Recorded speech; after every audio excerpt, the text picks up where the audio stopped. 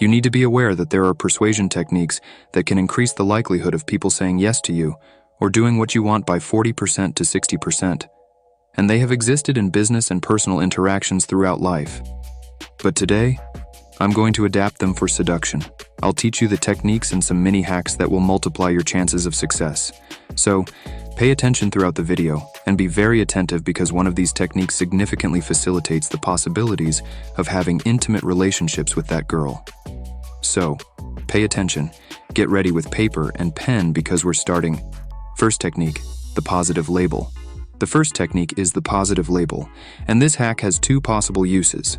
The first is to significantly reduce the chances of rejection when approaching an unknown girl. The second is, with a girl you already know, when you propose something, to increase the chances of her saying yes. Let's start with the first function. Imagine you see an unknown girl you're interested in, and obviously you want to start a conversation with her. Well, I'm going to explain the technique and provide an example to make it clear.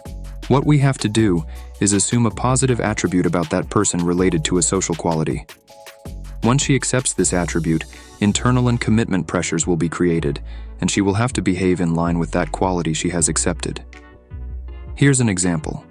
You approach the girl and say something like, "I was watching you, and from your gestures and the expression on your face, I got the impression that you're a very social and pleasant person. Am I right?" Okay, let's analyze what we've said. First, we set ourselves apart from the rest because we qualified her based on her personality, on what we observed in those small details. And we didn't focus on her physical appearance like 90% of men do. We attributed a positive quality to her, so she's likely to say yes. Once she agrees and says she's a pleasant person, it becomes challenging for her to behave contrary to this, making it less likely for her to react negatively. Once she says yes, we can say, "I thought so. Then, I imagine you wouldn't mind if I sat here with you for a while." Mini hack, time limitation. We must communicate that we don't have much time and that we'll be leaving soon. This lowers her pressure and defenses, assuring her that we won't be the typical nuisance who talks to her for an hour and explains their life story. So, here we say, "I don't have much time, I only have 10 minutes. My name is Robert. What's your name?" Now let's move on to the second function of the technique. Once you've been talking to the girl for a while and want to propose a second date or suggest going somewhere else or doing something else during the date, you can use an example like this.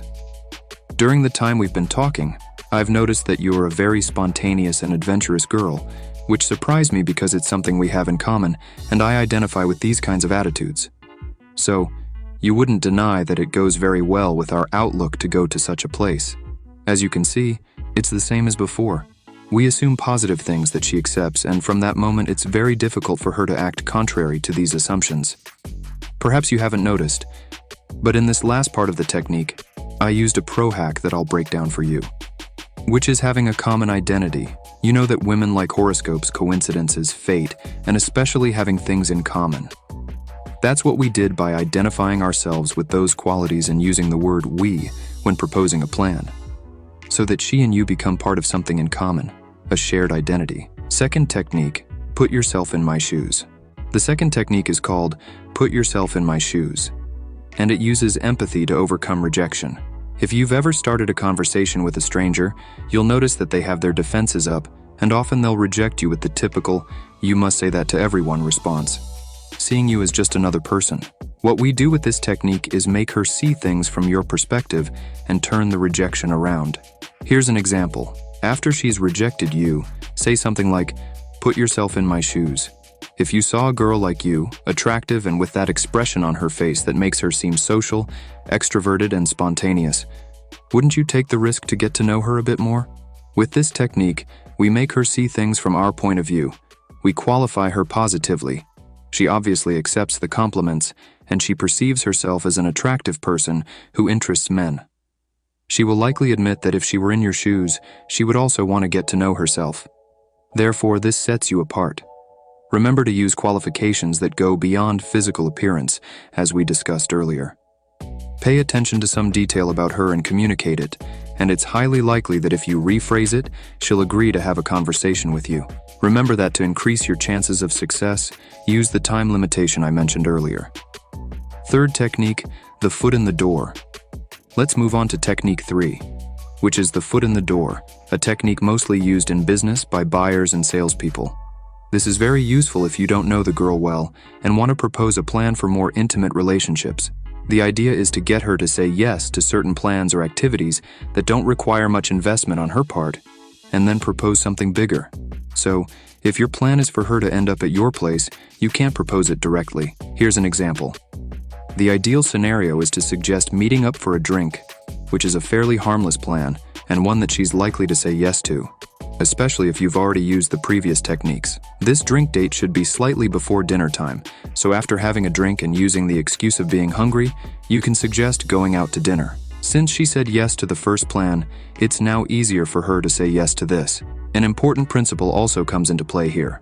On a date, if you go to multiple places or do several activities, it gives the impression that more time has passed, that you've done more together, and it builds more comfort. In this context, you can casually mention something about your home, something you have, and something you'd like to show her. After dinner, you can take a walk in an area near your place, and with the excuse of showing her what you wanted to, it becomes even easier to get her to agree to come up to your place. So, you have the first yes, the second yes for dinner, and with this excuse, it's easier to get that third yes. Fourth technique, the challenge. The fourth technique is the challenge technique. When you propose something and she rejects it, you can say something like, "I had the impression that you were a very spontaneous girl, but now I see that you're a more logical person who likes to plan everything, staying in your comfort zone. Don't worry, it's okay. I just thought you were more adventurous." What this does is create an image of her as the typical good girl who needs to think everything through, doesn't step out of her comfort zone, and isn't daring. This is an image that girls typically don't like to convey. They prefer to give the impression that they are extroverted, capable of taking risks, spontaneous, and able to improvise plans. By doing this, you're challenging her, and she will likely want to qualify herself and show that she is indeed spontaneous, increasing the chances of her accepting the plan she initially rejected. Fifth technique, the curiosity secret. The last technique is the curiosity secret. Tell her there's something very important about you that you need to share with her, or you can use it when she's interested in learning something important about you. Leave her with curiosity and tell her you'll reveal it later in the conversation. This generates mystery, which is a great interest trigger. It also subcommunicates that you don't share personal things with just anyone, and she'll have to invest more in the conversation for you to reveal it. This shifts the dynamics so that she's the one pursuing you more. She'll keep the question in her mind, think about it multiple times during the conversation, and ask you again. You should prolong it a few times and finally you can reveal it. By then, you'll have stirred her emotions and established a dynamic where she has to invest to get things from you. I must mention that for this to be more effective, check out the other videos on my channel. See you in the next video. Don't forget to subscribe and activate the notification bell so you don't miss the next video. Goodbye.